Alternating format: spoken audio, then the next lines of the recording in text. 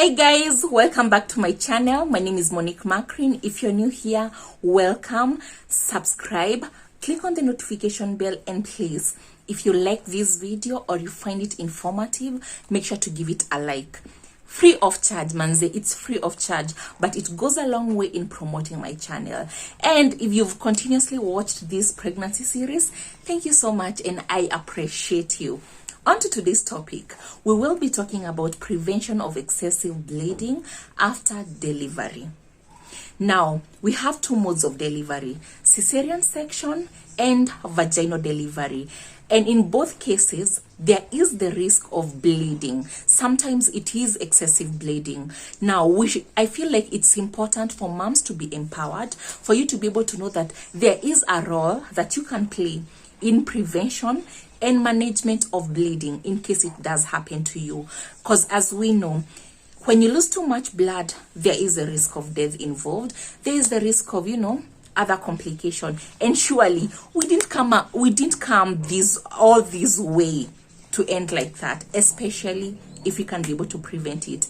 During my first delivery, that is something I actually went through, and I passed out 2 times. I passed out 2 times because of the excessive bleeding. So this is a topic that is very close to my heart. I was very traumatized at some point. I usually say that I actually saw death. I feel like I know how it feels like to die, because as I told you, I passed out 2 times, only for me to find out later, years later, that if I was well informed, I could have prevented this or noticed that it is happening and actually, alert the nurses in good time. But we praise the good God that I'm here today. And I want to share this knowledge to you because I want you to be able to prevent it in case it happens to you. So we are going to start with one very basic way of preventing the complications of preventing excessive bleeding. Not actually preventing. This is a way of making sure that in case of bleeding, it doesn't, you lower the risk of it being very tragic. And that is monitoring your HB levels.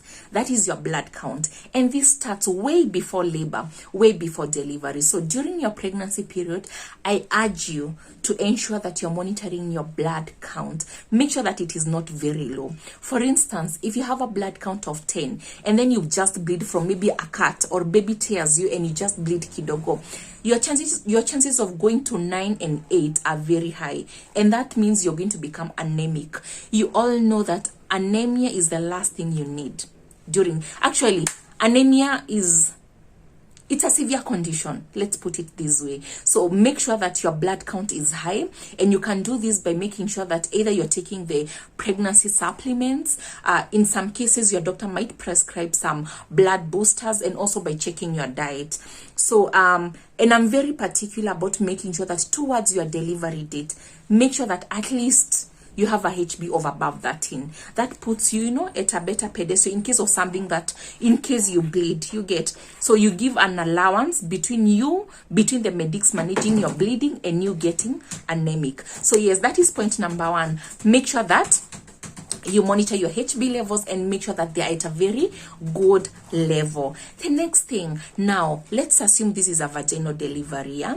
Immediately after delivery, you're going to go to the recovery room. For the very first 6 hours after delivery, make sure that you're going for a short call every other 30 minutes. Even if you don't feel like you need to pee, just get out of your bed, go to the washroom, and do that act, make that contraction that you usually make when you're going for a short call.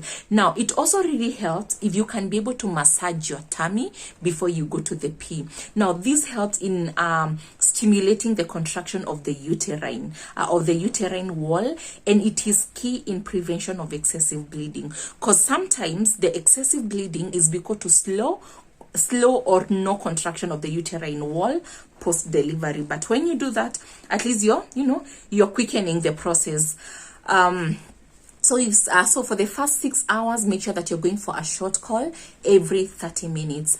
Now for the first 12 hours, make sure that you're going for the short call every 1 hour, 30 minutes to an hour. Now, the more the hours increase, the more your risk of getting, the more the risk of excessive bleeding is diminishing. So you can actually go to the toilet every 1 hour, maybe 2 hours, but it is important that you do not remain lying in the bed for maybe 3 hours the very first few days after delivery without even knowing what is happening to your body. Because as much as this going to the toilet is helping in the contraction of the uterine wall, it also provides you with a platform to monitor yourself and actually gauge how is your recovery process. For instance, when you get out of the bed to go to the toilet, that is a very good chance for you to listen to your body and observe for signs such as dizziness, lightheadedness. If you experience that, then you need to alert your nurse because maybe something is wrong, okay? Also, when you get out of the bed, it is a chance for you to check your sheets and actually see how much blood is on the bed sheets. Also, when you're getting out of the bed and moving, you're able to gauge this blood flow. How is it? Is it too much? Is it within limits that are considered normal? And trust me, you will know. You have an instinct and you're going to be able to tell something that is off and something that is not. Also, it doesn't hurt to consult the nurses that are there. Now, when you go to the toilet, that is a very good chance for you to check your pads. Now, you should be able to, like, if you're changing more than one pad every 1 hour, you should be concerned. And then another thing you need to note is that the amount of blood that you're losing is supposed to decrease as the hours go by. So if you notice that the blood is not reducing in your pad every other hour, then you should tell your midwife definitely that, and because that is a sign that something could be wrong. Another thing, you need to observe for clots on the pad. Of course, it is very normal to get clots, but if they are very large clots and these clots are not decreasing with time, then also that is another cause for concern. Okay, now let's go to, that is for normal delivery. Let's go to the cesarean section bit. Now, after CS, we all know, or if you didn't know, you will be requested not to walk or stand up to 6 hours. This is to allow you to recover from the medication that were used in the theater. So after 6 hours, we recommend that you walk every other 2 hours. Get out of the bed and walk. Go for a short call and then make a little bit of walk around your bed. It's very important in boosting blood circulation. Yes, another thing for the CS moms, of course, yes, you're also going to bleed, just like those who are the moms who went through a vaginal delivery. But you should also be able to notice a decline in the amount of blood that you're losing when you observe your pad, when also you observe your bed sheets. If you do not notice a decrease with time and as days go by, then you definitely need to consult your doctor. Also, just like in the case of a vaginal delivery, you need to be able to look at the clots that are coming out. Large clots are most likely an indication of something wrong.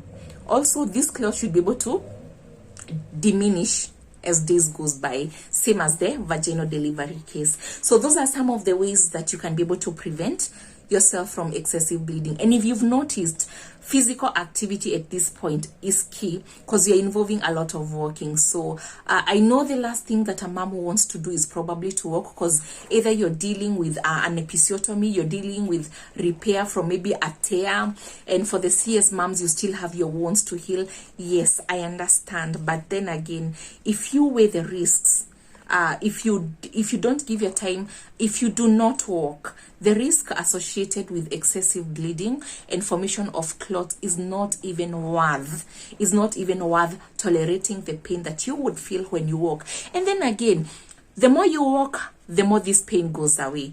But remember, you're still not strong, so I don't expect you to walk for like even 10 minutes. I mean just like 20 steps or 30 steps. We've come to the end of the video. Of course, there are other ways of preventing excessive bleeding, but most of the other ways you leave it to the medics. And that is the bit that moms can do. If you know of another way that moms can use to prevent themselves from excessive bleeding and noticing when something is wrong, please write that down on the comment section. And before I sign off, I want to insist to every mom who is watching this video, trust your instincts, trust your gut feeling. If you feel like something is wrong, then most probably it is. Do not shy from asking the nurses. And if you ask one nurse and that nurse is not, maybe friendly, ama the nurse ignores you, go to the next nurse. It is your health, it is your life. You've brought forth another life that depends on you. So I'm just urging you, be your own advocate. Be your own advocate and trust your instincts. Until next time, bye.